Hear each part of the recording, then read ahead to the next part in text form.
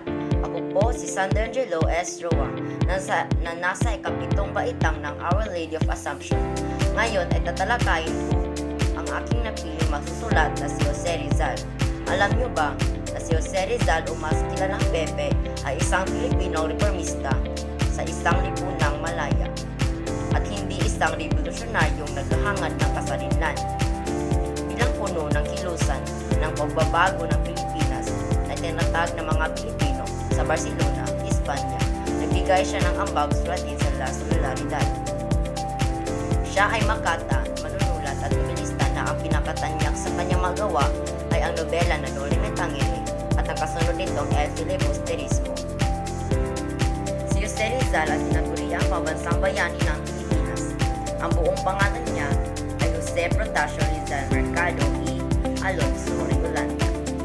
Pinanganak siya noong Hunyo 19, 1861 sa Calamba, Laguna. Siya ay kapitong anak ni Francisco Engracio Mercado y Alejandro at Teodora Morales Alonso Yolanda y Quintos. At ang kanyang mga kapatid ay sina Saturnina, Pasiano, Narcisa, Olympia, Lucia, Maria, Concepcion, Josefa, Trinidad at Soledad. Sa edad ng 3 taon ay tinuruan na siya ng abakada ng kanyang unang guro, walang iba ang kanyang ina. Nung nasa ikasiyam na taong gulang na siya, ay pinadala siya sa Vienna, Laguna upang mag-aral.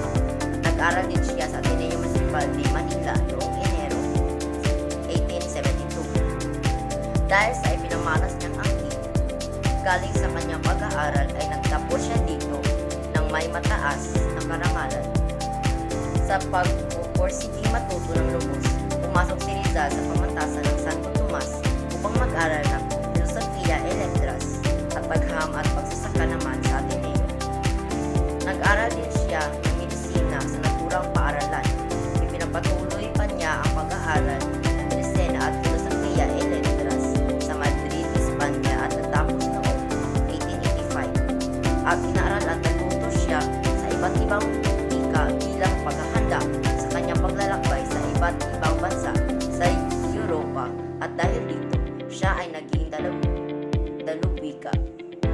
Nagbalik si Rizal sa Pilipinas buwan ng Agosto 1887 at umalis muli noong Pebrero 1888 sa kadahilan ng umiiwas siya sa galit ng mga Kastila sa pagkakalathala ng Noli Me Tangere at buwan ng Hunyo 1892 ay nagbalik siyang muli sa Pilipinas.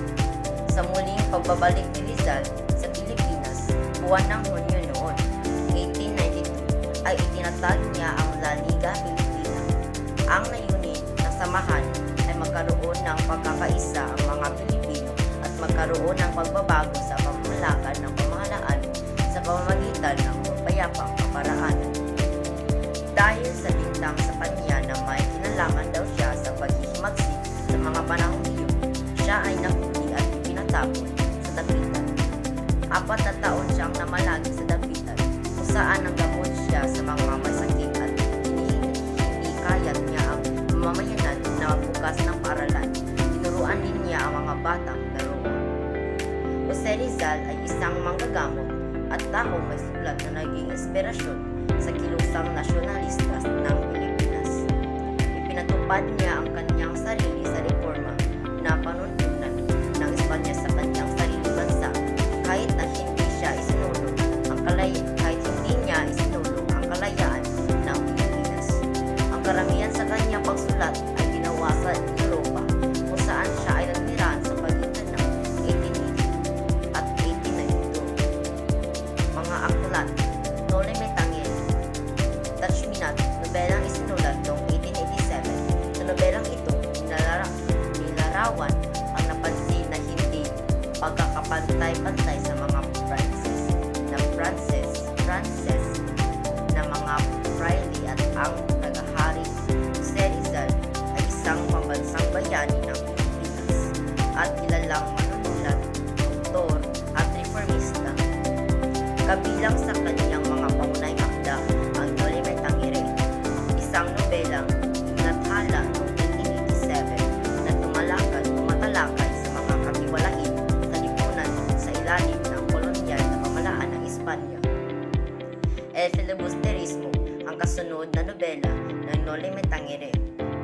inilathala noong 1891 na mas tumutok sa revolusyonaryong ideya at pagkilos laban sa mga pang-aapi. Mga tula, marami rin siyang isinulat na tula, kabilang ang Ala Patria at Himno Nasyonal Filipino. La Liga Filipina, isang samahan na itinatag niya na naglayong pag-isahin ng mga Pilipino para sa reforma at pagbabago. Bakit mahalaga na malaman natin ang talambuhay ng may akda, si Jose Rizal? Mahalaga na malaman ang talambuhay ni Jose Rizal dahil inspirasyon. Ang kanyang buhay at mga sakripisyo ay nasilbing inspirasyon para sa mga Pilipino sa kanilang pakikibaka para sa kalayaan at katarungan. Pahalagahan ng mga akda sa pag-unawa sa kanyang mga karanasan, mas maunawaan natin ang konteksto at mensahe ng kanyang mga akda tulad ng Noli Tangere at El Filibusterismo. Nasyonalismo. Ang kanyang ideya ng nasyonalismo at pagmamahal sa bayan ay mahalagang bahagi ng kasaysayan ng Pilipinas. Pagpahalaga sa edukasyon. Bilang isang edukador, itinatabuti ni Rizal ang halaga ng kaalaman at edukasyon na mahalaga sa pag-unlad ng pagkilala sa kasaysayan.